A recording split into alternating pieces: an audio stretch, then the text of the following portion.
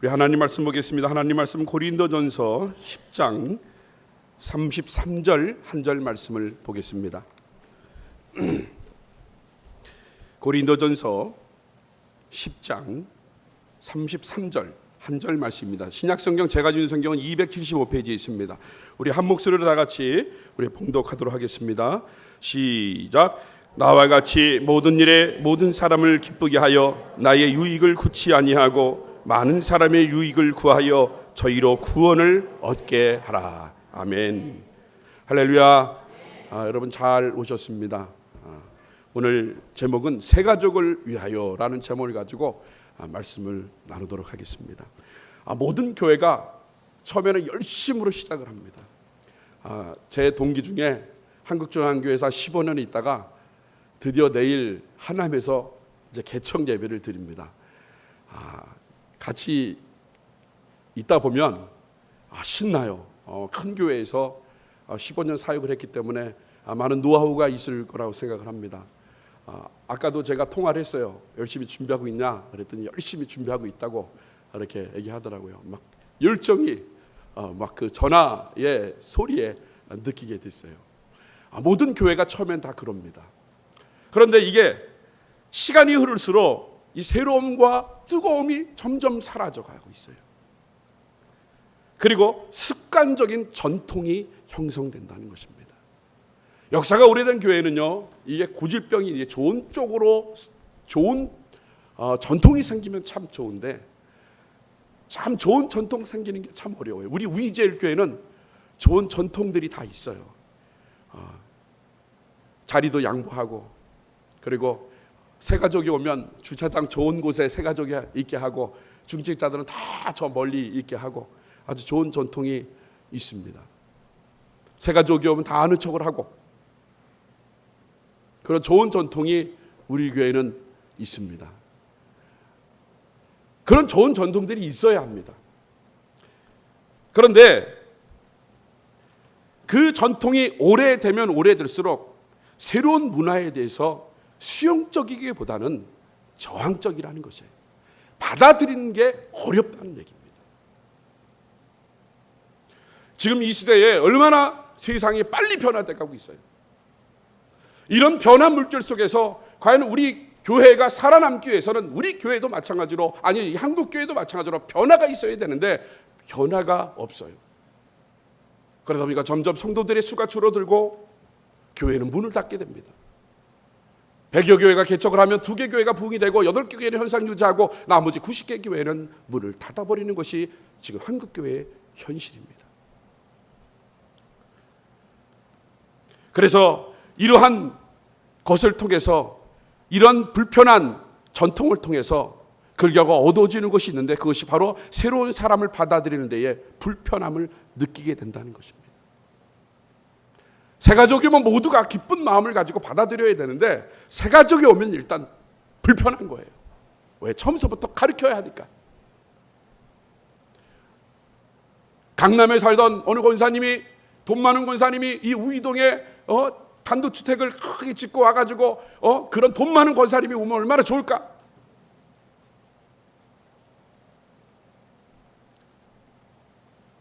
돈도 없고 건강도 약한 사람이 오면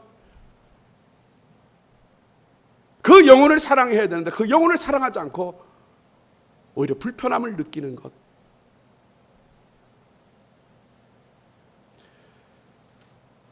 빌리그램 선교대학원의 톰 레이더 학장은요, 새가족을 내쫓는 7가지 말 실수를 다음과 같이 말하고 있습니다. 첫 번째로 일입니다. 여기는 제 자리인데요 하면서 기존 성도들이 자기 자리를 고수합니다. 여러분, 우리 교회가 얼마나 예 먹었어요.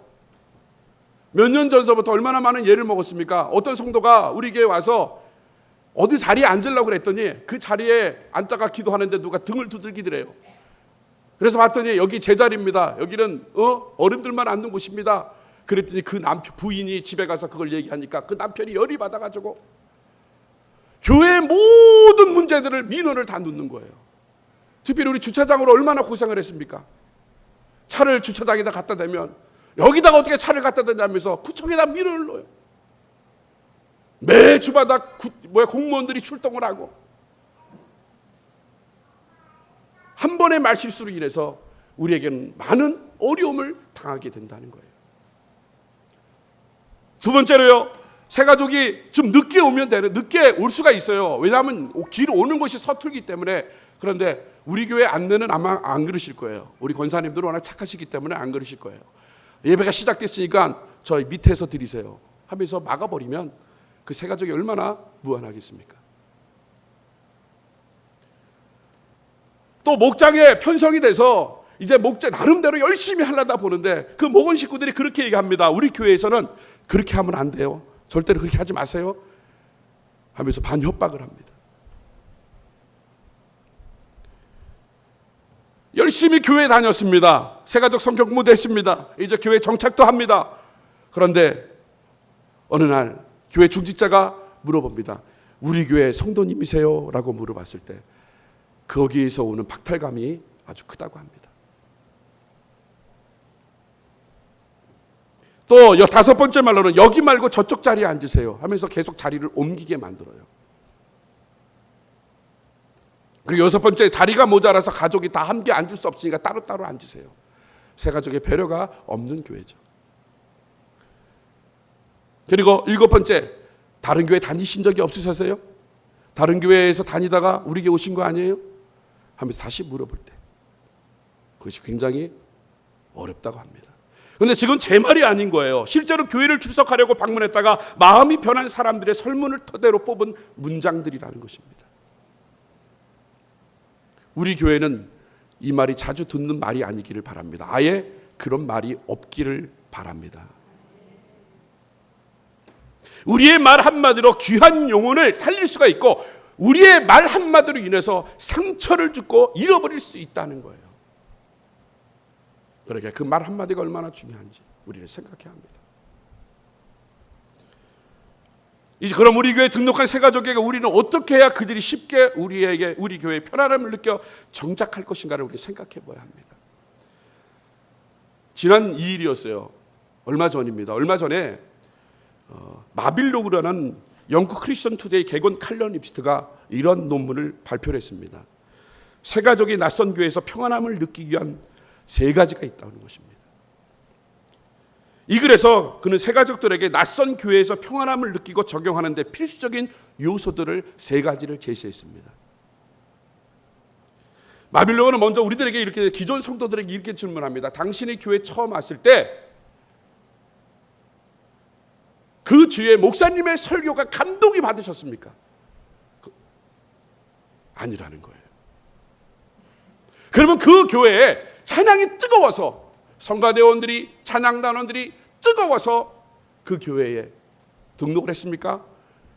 라고 물어봤을 때 아니라는 겁니다. 그러면 뭐 때문에 당신이 우리 교회 새 가족이 됐고 그리고 그것을 기억합니까? 그랬더니 단 한 가지를 얘기한다는 것입니다. 바로 인간관계를 얘기했다는 것이에요. 교회 처음 와서 안내서부터 주차장 관리서부터 모든 성도들의 얼굴을 봤다는 거예요. 들어올 때부터 환하게 웃으면서 반겨주고 계단에 올라오니까 안내원들이 마치 천사처럼 그를 반겨주면서 웃으면서 자리를 안내해주는 것. 그리고 예배가 끝나고 새가족 소개가 끝나고 갔을 때 모든 성도들이 그를 보고 인사를 하고 반갑게 맞아줬다는 것. 이것이 가장 기억이 남았다는 거예요.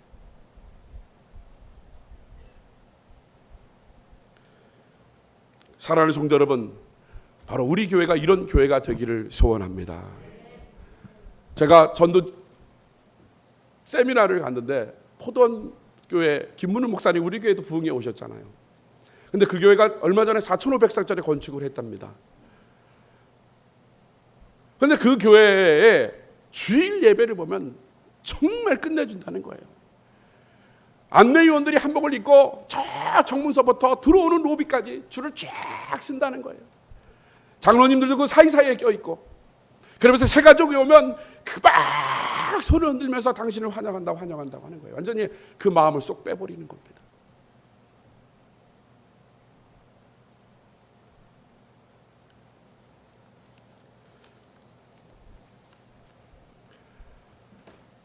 저는 우리 교회가 그런 교회라고 생각을 해요. 새 가족이 오면 누구나 다 90도로 인사를 하고 누구나 반겨줄 수 있고 누구나 가서 선뜻 그에게 손을 내밀 수 있는 그런 우리 성도님이라고 저는 생각을 합니다. 그런데 제가 식당에서 새 가족을 오는 걸 보면 저는 먼저 가서 인사를 합니다. 그런데 거의 대부분의 성도들이 저 사람이 새 가족인지도 모르고 그냥 스쳐 지나가고 있다는 거예요. 여러분, 새 가족을 공기와 같이 생각하면 안 됩니다. 새 가족은 천하보다 귀한 영혼입니다. 하나님께서 그 영혼을 택하시기 위해서 하나님께서 얼마나 많은 관심을 가졌기 때문에 그가 교회에 온 거예요. 마치 공기와 같이 우리 교회는 늘 매주마다 성도가 등록하기 때문에 마치 공기와 같은 존재로 생각하다 보면 그 귀한 영혼을 우리는 잃어버릴 수 있다는 것입니다. 우리 원로 목사님이 늘 그런 얘기를 하세요. 새 가족이 문을 들고 들어오면 금덩어리가 막 들어오는 것처럼 그렇게 기분이 좋으시다고 말씀하세요. 오늘 여기 금덩어리가 몇 개인지 모르겠어요. 어마어마할 것 같아요.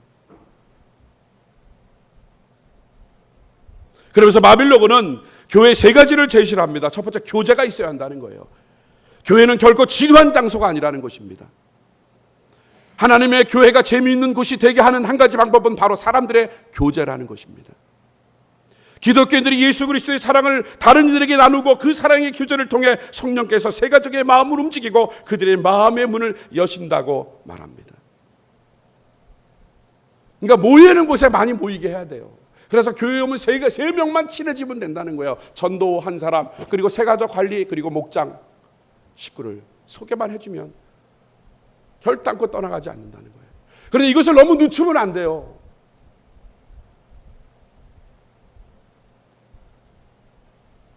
세 명을 빨리 만들어줘야 돼요. 여러분, 우리 가까운 교회 노원에 있는 감자탕 교회라는 교회가 있습니다. 거기 교회 가면 성도가 딱 등록을 하면 세 명을 딱 붙여준대요.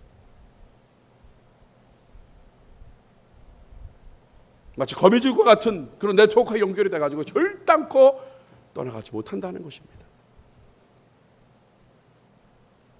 새가족 사역팀은 새가족 환영만 하는 팀이 아니라 새가족 관리를 하는 팀이에요. 더 마음을 가져야 돼요.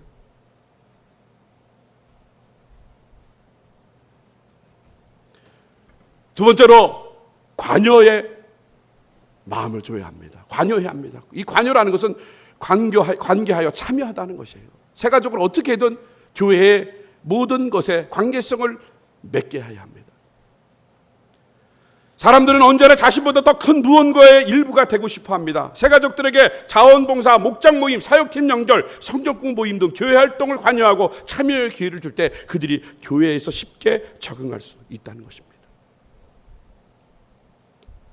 고린도전서 12장 12절에 이렇게 말씀하십니다. 몸은 하나인데 많은 지체가 있고 몸의 지체가 많으나 한 몸과 같이 그리스도도 그러하니라 라고 말씀하신 것처럼 새가족은 다른 몸이 아니에요. 우리의 몸인 것입니다. 우리와 같은 한 몸이고 우리 위젤교회 성도라는 것이에요.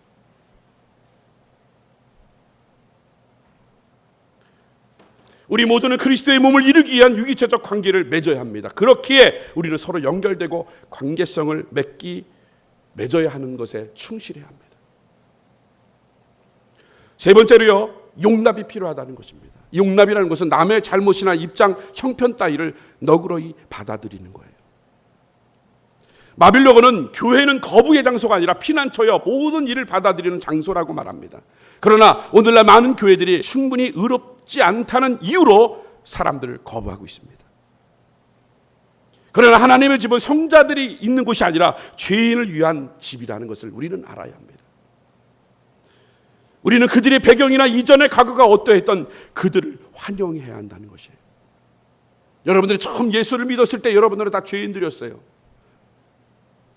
여러분들도 똑같은 새가족들이었고, 그러나 여러분들의 주위에 여러분들과 관계를 맺고 여러분들이 잘못한 것을 용서하고 그리고 포용하고 같이 했을 때 여러분들이 이렇게 세워진 것이지 처음부터 그가 와서 세워지지는 않았다는 거예요.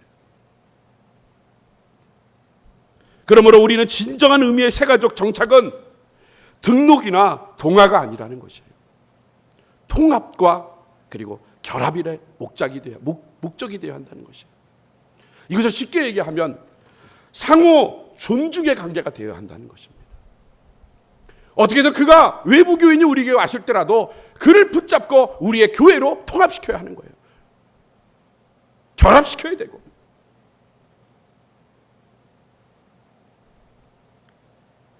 성장하는 교회는 전통으로 닫힌 교회가 아니라 변화에 열린 교회입니다. 여러분, 예수님의 목회 방법도요, 새가족이나 초신자 혹은 고난에 처해 있는 자들을 중심한 것이었어요. 예수님은 나사렛에서 첫 설교를 하셨습니다. 그러면서 누가복음 4장 18절과 19절에 이렇게 선포를 하셨습니다. 제가 봉독할게요. 주의 성령이 내게 임하셨으니 이는 가난한 자에게 복음을 전하게 하시려고 내게 기름을 부으시고 나를 보내사 포로던 자에게 자유를, 눈먼 자에게 다시 보게 함을 전폐하며 눌린 자를 자유케 하고 주의 은혜의 해를 전파하게 하려 하심이라 하였더라라고 말씀하셨어요. 그러니까 예수님의 목회 대상, 예수님의 목회 대상은 훌륭하고 잘 살고 부자들, 권력 있고 명예 있는 자들의 목회 대상이 아니었다는 것입니다. 예수님의 목회 대상은 가난하고 포로된 자, 눈먼 자, 눌린 자들을 분명히 말씀하고 있다는 것이에요. 어느 의미에서 예수께 나왔던 자들 중에는요, 진리를 찾아서 온 사람들이 없어요. 다 자기의 안위를 찾고 있었던 것이었어요. 자기가 병이 약하면 병고침을 받으려고 했고, 자기가 눈을 벌었고, 자기가 장님이고, 그리고 자기가 안진뱅이라고 하면 그것을 어떻게든 고치려고 주님 앞에 나왔다는 거예요. 그런데도 주님께서는 그런 안진뱅이고 눈먼 자고 그리고 억압된 자들을 주님께서는 돌려보내지 않으셨다는 것이에요. 그들을 다 품에 안으셨어요.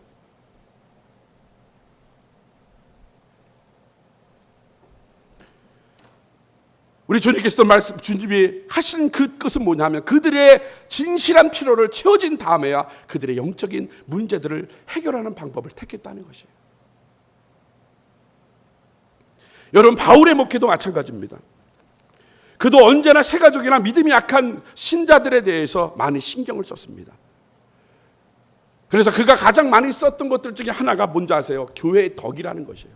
교회의 덕을 세우기 위해서 모든 것들을 그만둬라라고 얘기를 합니다.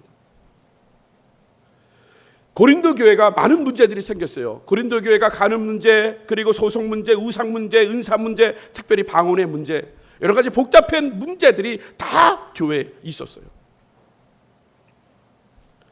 그런데 그런 교회의 죄방 문제가 덕과 믿음이 약한 성도들과 불신자들의 전도에 있어서 장애 요소가 되지 않도록 유의하라고 말씀하고 있다는 것입니다. 우상 제물은 각자 믿음의 양심에 따라 먹든지 마시든지 그렇게 할 수 있으나 만약 믿음이 약한 자가 그것을 봤을 때 그 우상 제물을 먹음으로 그 어린 성도가 그 초신자가 실족을 당한다고 하면 고린도서 8장 12절에 바울은 이렇게 고백을 했습니다. 이같이 너희가 형제에게 죄를 지어 그 약한 양심을 상하게 하는 것이 곧 그리스도에게 죄를 짓는 것이라 라고 말했어요. 그러니까 내가 먹는 거 이것을 보고서 나는 괜찮은데 나의 믿음 약한 사람들이 그것을 봤을 때 그것이 시험들 일이라고 하면 과감히 안 한다고 얘기하는 거예요. 그래서 고린도서 8장 13절 그 다음 절에 그는 자신의 입장을 분명히 얘기하고 있습니다. 그러므로 만일 식물이 내 형제로 실족해 하면 나는 영원히 고기를 먹지 아니하여 내 형제를 실족치 않게 하리라 라고 말할 정도로 사도 바울은 새가족들에게 그만큼 신경을 썼다는 것이에요.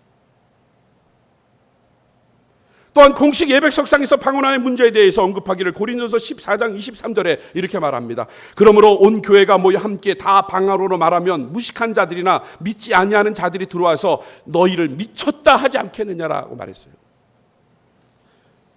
바울은 새가족이나 초신자들에게 걸림돌이 되는 일이 하지 않도록 신경을 많이 썼다는 거예요. 바울 서신의 많은 곳에서는 믿음이 강한 자들이 믿음의 약한 자들을 잘 보살피려고 권고하고 있다는 거예요. 그러니까 새가족 앞에서는 늘 말도 조심, 행동도 조심, 모든 것들이 다 조심해야 한다는 거예요. 그러므로 여기 계신 중직자들 또한 여기 계신 집사님들 또한 여기 계신 새가족 사역팀은 믿음이 강한 자들이에요. 그러면 믿음의 약한 자들을 배려를 해야 합니다. 만약에 그렇게 하지 않으면 안 되는 거예요. 중직자들이 모든 요직에 차지하고 그런 중직자들, 자기 입장만 내세우는, 자기 자신만 내세우는 중직자들이 있다고 하면 이게 얼마나 힘들어요. 우리가 연초에 이렇게 방송에서 자막을 내보냈습니다. 먼저 오신 분은 의자 중앙에 앉으시라고. 그리고 찬송할 때 얘기했습니다. 먼저 오신 분은 의사 중앙에 와서 앉으십시오. 왜? 나중에 온 사람들을 생각하십시오. 죽어도 안 움직여요. 그냥 그 자리를 계속 유지하고 있습니다.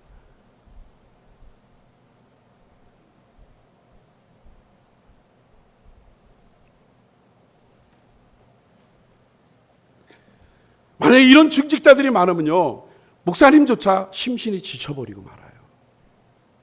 목사님이 신나게 목회하려면요, 중직자들이 좀 더 성숙된 모습을 보여야 합니다. 순종하는 모습을 보여야죠. 믿음이 약한 자라들을 돌볼 수 있는 그런 좀 사역을 좀 해야죠.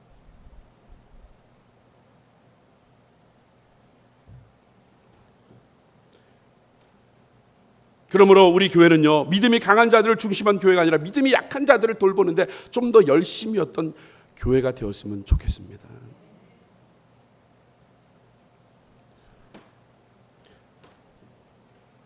그러면 교회는 믿음이 약한 새 가족들을 어떻게 보살펴야 할까요? 이것도 생각해 봐야죠. 우리는 분명히 알아야 합니다. 믿음이 약한 새 가족도요, 하나님께서 다 부르시고 받으신 사람들이에요. 로마서 14장에 보면 바울이 믿음이 강한 성도들에게 이렇게 얘기합니다. 믿음이 연약한 자를 받으라라고 말씀하셨어요. 그 이유를 3절에 말하기를 이는 하나님이 저를 받으셨음이니라 라고 말씀했다는 거예요. 그러니까 이 얘기는 뭐냐 하면 목회자나 교회 재직들 그리고 새가족 사역팀은 이 사실을 분명히 명심해야 되는데 우리 교회에 출석하는 사람들은 다 하나님이 보내신 사람이라는 거예요. 그냥 우연히 그 사람이 온 게 아니라는 거예요. 하나님께서 다 보내셨고 하나님께서 그들을 다 받으신 분이고 하나님께서 우리 교회를 통하여 그가 바로 하나님의 사람으로 성숙된 사람으로 세워져 나가기를 하나님이 원하고 계신다는 거예요.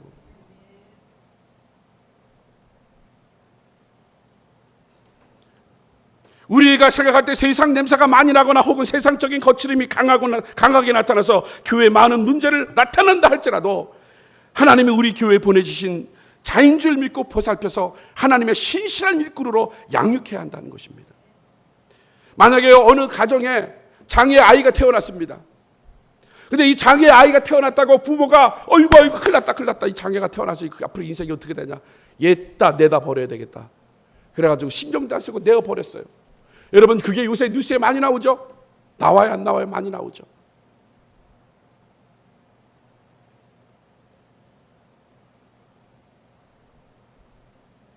그런 부모를 뭐라고 그래요? 폐륜 부모라고 하는 거예요. 교회도 하나님의 만들어주신 영적인 가정입니다. 다 우리가 뭐라 그러고 형제님 자매님이라고 합니다.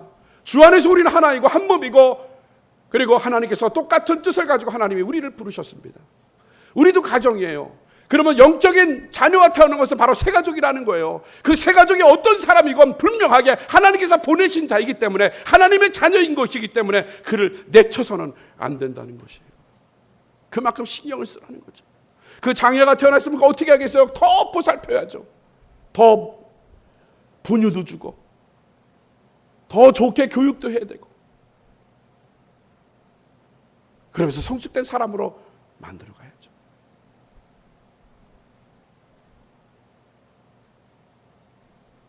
설교가 몇 시까지죠? 깜짝 놀랐는데 저 55분이라 해서 좀 더 있어도 되죠? 깜짝 놀랐어요. 아니 설교 이제 그만 끝내야 되나?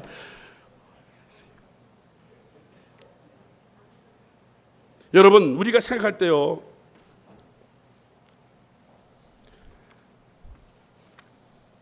우리 바울을 한번 보겠습니다.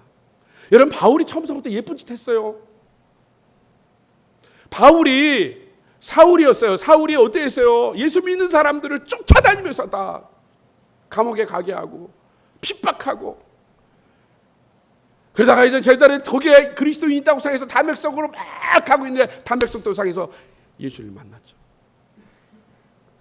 아마 예루살렘에 있는 모든 교인들은, 예루살렘 교인들은 다 사울을 보면서 뭐라 그랬겠, 저놈, 속으로, 겉으로는 안 그래, 성경에는 안 나와 있는지 모르겠지만 속으로는 다 그런 생각했을 거예요. 진짜 저 사울 지나가다가 대낮에 번개 맞아가지고 죽을 놈이라면서 생각했을 거예요. 저놈만 없으면 교회가 잘 될 것 같은데. 여러분, 교회 깡패가 바로 누구예요? 바로 사울이었어요. 바울이었습니다. 그리고 그 가맥도상에서 주님을 만나고 눈을 멀었어요. 사흘 동안 멀었습니다. 아마 사람들이 그랬을 거예요. 쌈통이다라고 그랬을 거예요. 그래, 그렇게 네가 우리를 핍박하니까 그래, 그거 당연한 거다. 당연한 거다. 쌈통이라고 그랬을 거예요. 그러면서 그를 가까이 하지 않으려고 했을 거예요. 야, 이대로 저대로 사라져라, 바람같이 사라져라 하면서 사라지기를 바랬을 것입니다. 그런데 하나님의 뜻은 어디 있어요? 하나님의 뜻은 어디 있냐고요? 그런 정치, 그런 교회 깡패, 많은 사람들을 그렇게 핍박했던 자, 바리새인 중에 바리새인이요, 율법주의자인 그 사도 바울을, 그 바울을 하나님께서 쓰시고자 하나님께서 그 얘기를 부르셨다는 거예요. 만약에 바울이 변화되기 전에, 바울이 회심되기 전에 같은 성도가 우리 교회 와서 봐요, 난리 났지.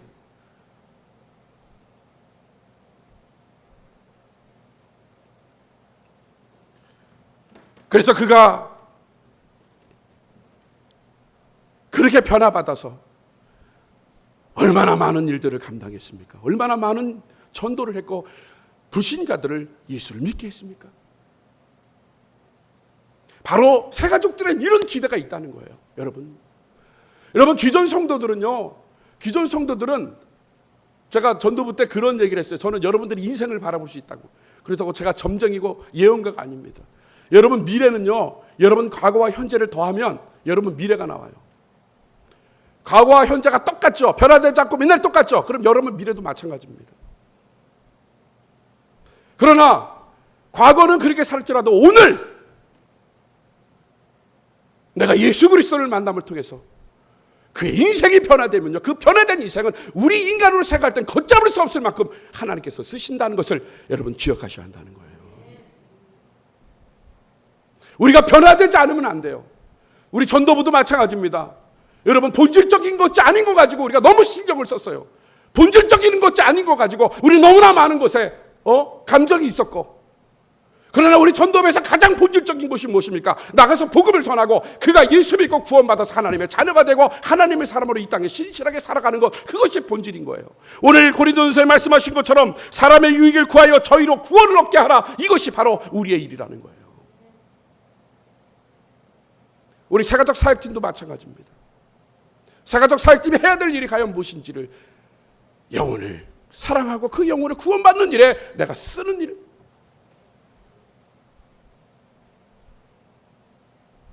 그래서 제가 새가족 사역팀에 부탁이 있어요. 새가족 카드를 받더라도 일단은 잠잠해 주셨으면 좋겠습니다. 일단은 나중에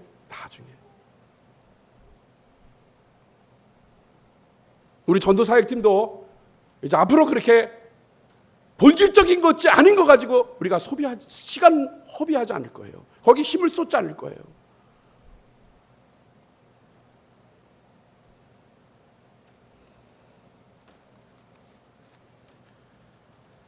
로마서 14장에 강조하는 것이 하나가 믿음이 연약한 자를 비판해서는 안 된다는 것이라고 또 말씀하고 있어요. 여러분, 우리 교회 성도들 서로 비판하지 말고 서로 세워야 합니다. 우리는 한 놈이에요. 여러분, 지나가다가 어떤 사람이 막 가고 있는데 갑자기 자기 따귀를 막 때려. 그러면 지나가는 사람이 뭐라고 그러겠어요? 뭐라 그래요? 미친놈이라 그러잖아요. 교회도 마찬가지잖아요. 우리는 한 몸이에요. 그리스도를 통하여 우리는 한 몸인 거예요. 그런데 한 몸이 갑자기 막 따귀를 때리고 막 누워서 침 뱉고 자기 얼굴에 떨어뜨리고, 그러면 세상 사람들이 봤을 때 뭐라고 그래요? 정상이 아니라고 얘기할 거 아닙니까?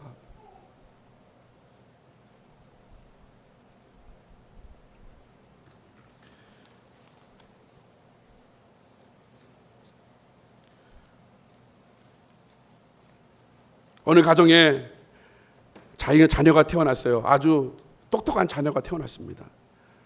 그런데 갑자기 그 자녀가, 이제 돌진한 자녀가 잠자다 벌떡 일어나가지고 화장실에 가가지고 변기에다가 오줌을 넣어요.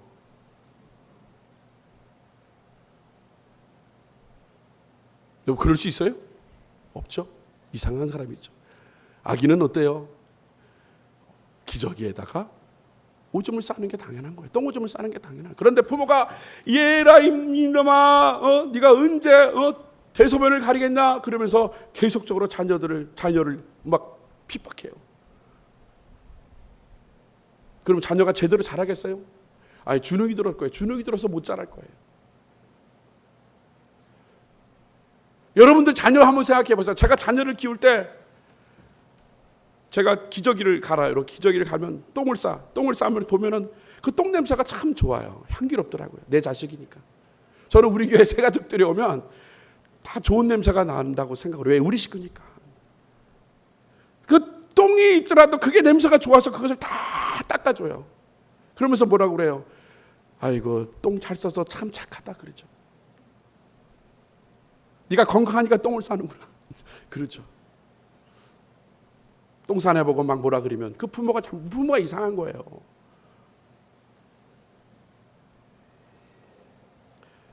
교회 처음 출석하는 분들을 보면 마치 초등학교 처음 입학하는 아이처럼 모든 행동이 어설픕니다. 찬송가도 모르고 기도도 할 줄 모르고 성경도 몰라요. 특별히 우리 교회는 수평 이동해서 오신 분들이 극히 드물고 다 처음 교회를 다니신 분들이에요. 그들은요, 세상적인 냄새가 짙게 풍기고 입이 거칠어서 세상적인 욕이 저절로 나올 수도 있습니다. 때로는 미신에 젖어 있는 모습도 많이 보일 수 있습니다. 아직도 술, 담배를 끊지 못하고 또 어느 성도는 음란에 빠져 있는 성도도 있을 것입니다. 행동하는 것이 너무 비성경적인 면이 많이 보일 때도 있습니다. 어느 분은 조그만 시험 통과 때문에 쉽게 넘어져서 하나님이 계시니 안 계시니 원망할 수도 있습니다. 어느 분은 이제는 교회 다시는 안 나온다고 흥분되는 말을 하기도 할 수도 있습니다. 그럼 우리는 그들을, 그래, 옛다, 내가 또 참았는데, 그러면서 퍼붓는 것이 아니라 그들을 받아들여야죠. 그때 우리 믿음이 강한 자들이 그들의 믿음 적음을 보고서 세상적인 방법을 가지고 사정없이 비판해서는 안 된다는 것이에요. 바로 예수 그리스도께서 이 땅에 오셔서 우리들에게 보여주신 그 사랑을 우리가 보여줘야 한다는 거예요. 그래야 그가 바로 쓸 수가 있는 것이죠.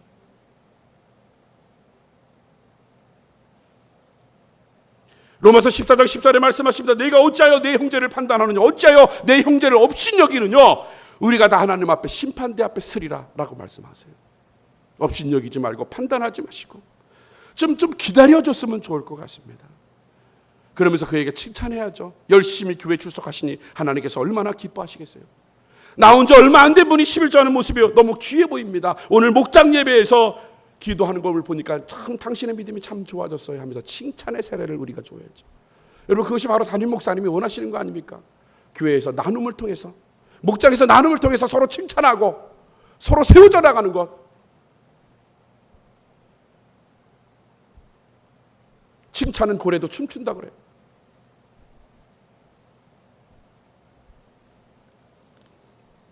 로마서 15장 1절에 말씀하십니다. 우리 강한 자가 마땅히 연약한 자의 약점을 당담하고 자기를 기쁘게 하지 아니할 것이라. 갈라디아서 6장 1절과 2절에 말씀하십니다. 형제들아, 사람이 만일 무슨 범죄한 일이 드러나거든 신령한 너희는 온유한 심령으로 그러한 자를 바로잡고 네 자신을 돌아봐 너도 시험을 받을까 두려워하라. 너희가 짐을 서로 지라. 그리하여 그리스도의 법을 성취하라 라고 말씀하셨습니다. 그러므로 우리 믿음이 강한 중직이나 새가족 사역팀은 믿음이 약한 자들을 비판하고 정죄하기보다 그들의 약함, 그들의 허물을 대신해서 십자가를 져야 합니다. 그런 교회는 성장하고 그런 교회는 사도바울과 같은 인자가 배출되는 것입니다. 오늘 본문 말씀을 다시 한번 새겨봅니다. 고린도서 10장 33절 우리 한번 다 같이 우리 봉독하도록 하겠습니다. 시작. 나와 같이 모든 일에 모든 사람을 기쁘게 하여 나의 유익을 구치 아니하고 많은 사람의 유익을 구하여 저희로 구원을 얻게 하라. 바로 우리 교회가 이렇게 해야 부흥될 줄로 믿습니다. 이렇게 해야 새가족이 정착됩니다. 그들이 신실한 일꾼으로 세워져 나간다는 것입니다. 이 일에 앞장서시는 저와 여러분이 되시기를 주님의 이름으로 축복합니다. 기도 한번 할게요. 제가 아까 헌금 기도하고 못했어요. 제가 기도 한번 하고 찬양하도록 하겠습니다. 참 고마우신 아버지 하나님 감사합니다. 하나님 도와주셔서 이렇게 주님께서 불러주셨으니 앞으로도 하나님께서 불러주셔서 자기의 유익을 굳지 않게 해주시고 많은 사람의 유익을 구하여 저희로 구원을 얻게 하는 그런 일을 감당하는 우리 모든 우이제일교회 성도님들이 되게 하여 주시옵소서. 귀한 예물 주님 기뻐 받아주시고 항상 하나님 앞에 원없이 사용받을 수 있는 복된 일꾼들이 될 수 있도록 하나님 높여 주시옵소서. 감사하며 예수님 이름으로 기도드리옵나이다. 아멘.